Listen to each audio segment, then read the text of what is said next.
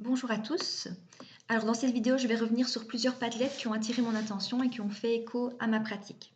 Le premier Padlet concerne l'innovation pédagogique et s'intitule Finalement, peut-on encore innover dans l'enseignement supérieur?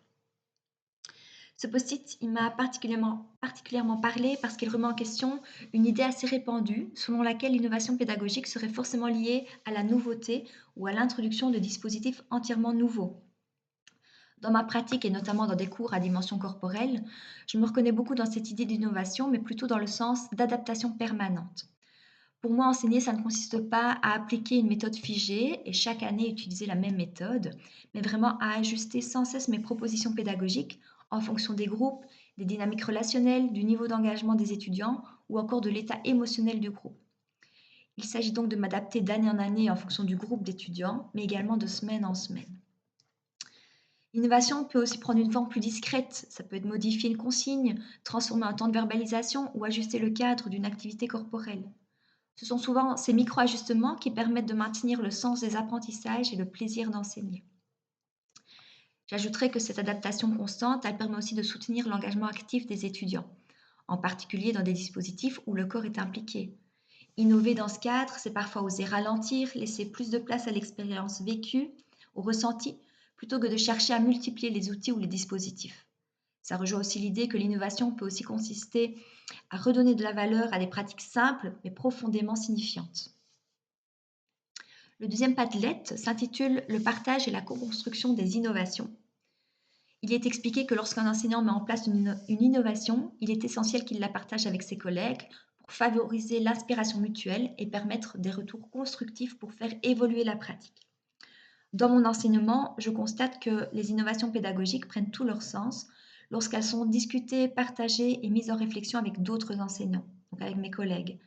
Échanger autour d'une activité, d'un dispositif ou d'une modalité d'évaluation permet non seulement de s'inspirer mutuellement, mais aussi de prendre du recul sur sa propre pratique. Les retours des collègues contribuent souvent à affiner, ajuster ou transformer une proposition pédagogique initiale. Moi, ici, c'est ma première année où je donne le cours d'expressivité du corps. Et donc, le retour de mes collègues, c'est vraiment formateur pour moi et ça m'aide énormément. J'ai aussi le suivi de stage. Et donc là, avec mes collègues, on prend vraiment des temps d'échange afin de discuter du fonctionnement des stages et de l'accompagnement. Évidemment, chacun a sa propre personnalité et sa façon d'enseigner, mais harmoniser les consignes et les suivis permet aux étudiants d'avoir un cadre cohérent et de maximiser ainsi leurs apprentissages. Ça favorise une meilleure compréhension des attentes et une expérience plus structurée pour eux. Pour le corps enseignant, ça permet de renforcer la cohésion d'équipe et d'ouvrir des espaces de dialogue professionnel favorisant l'analyse des pratiques, l'ajustement des postures d'accompagnement et une vision partagée des objectifs de formation. Ça donne aussi ce retour aux étudiants que les professeurs communiquent entre eux et ça les rassure énormément. Cette idée de co-construction résonne également avec la place que j'accorde au retour des étudiants. Leur vécu, leur ressenti et leur questionnement constituent de précieux indicateurs pour évaluer la pertinence d'une innovation, en particulier dans des dispositifs où l'engagement corporel et émotionnel est important. L'innovation devient alors un processus évolutif nourri par les expériences croisées des enseignants et des étudiants. Toutefois, je porterai aussi un regard critique sur cette dynamique, car si le partage et la collaboration sont présentés comme des leviers essentiels de l'innovation, il suppose des espaces, du temps et une reconnaissance institutionnelle. Sans cadre favorisant réellement ces échanges, la co-construction risque de rester ponctuelle ou dépendante de l'engagement individuel des enseignants. Et donc finalement, ce post-it, il renforce l'idée que l'innovation pédagogique, elle ne peut être pensée comme une démarche isolée. Elle gagne en profondeur et en cohérence lorsqu'elle s'inscrit dans une culture collective, réflexive et soutenue au sein de l'établissement. Les deux Padlets suivants concernent la démocratisation de l'enseignement supérieur. Le premier s'intitule Évolution vers une pédagogie rationnelle. Il explique que la démocratisation de l'université met en lumière le décalage entre les exigences élevées et un encadrement limité, ce qui fragilise des étudiants au profil plus diversifié. Donc avec la démocratisation de l'enseignement supérieur, l'université et les hautes écoles accueillent aujourd'hui des étudiants au parcours, aux ressources et aux codes culturels très variés. Dans ma pratique d'enseignement, je constate que certains étudiants ne manquent pas de motivation ou de capacité, mais ils rencontrent plutôt des difficultés liées à une méconnaissance des attentes implicites de l'institution.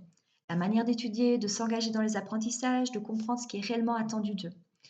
D'ailleurs, en cours, les étudiants posent plus de questions sur la forme plutôt que sur le fond. Et ça, c'est très interpellant.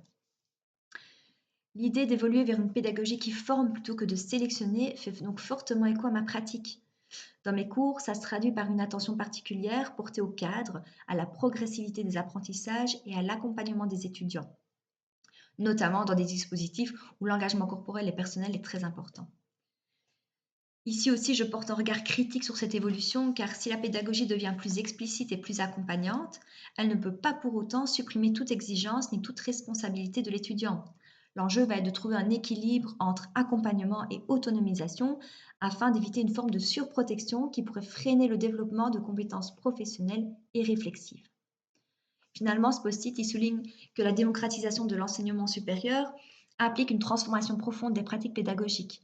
Former plutôt que sélectionner suppose de repenser les activités d'apprentissage, le rôle de l'enseignant, mais aussi la place active de l'étudiant dans son propre parcours de formation. Le deuxième Padlet s'intitule La démocratisation et la qualité des acquis. Il explique que la démocratisation de l'enseignement supérieur interroge la qualité réelle des apprentissages, les indicateurs actuels mesurant surtout l'accès et le diplôme plutôt que les compétences acquises. Dans ma pratique en haute école, la formation vise des compétences professionnelles qui doivent être mobilisables, transférables et durables, notamment dans des situations complexes de terrain. Il est donc important que les étudiants aient acquis certaines compétences au-delà du simple fait de réussir l'examen. Et donc, ça m'amène vraiment à questionner la place de l'évaluation dans mes enseignements. Évaluer uniquement la réussite à une épreuve ne garantit pas que les apprentissages soient solides, ni qu'ils puissent être réinvestis dans la pratique professionnelle. Donc, dans des cours centrés sur l'expérience corporelle, la relation et l'engagement personnel, il est essentiel de penser des modalités d'évaluation qui rendent visibles les compétences acquises et pas seulement la conformité à des critères formels ou académiques. Ce post-it m'amène aussi à une vigilance particulière face à la démocratisation de l'accès à l'enseignement supérieur. Ouvrir les portes ne suffit pas si l'on n'accompagne pas suffisamment les étudiants dans la construction de compétences solides et transférables. Sans cet accompagnement, les inégalités risquent de réapparaître plus tard et notamment lors de l'entrée dans le monde professionnel. Finalement, cette réflexion renforce ma conviction que mon rôle d'enseignante ne se limite pas à préparer les étudiants à réussir un dispositif d'évaluation, mais bien à les accompagner dans un processus de formation qui fasse sens, qui s'inscrive dans la durée et qui les prépare réellement à leur future pratique professionnelle. Merci pour votre attention.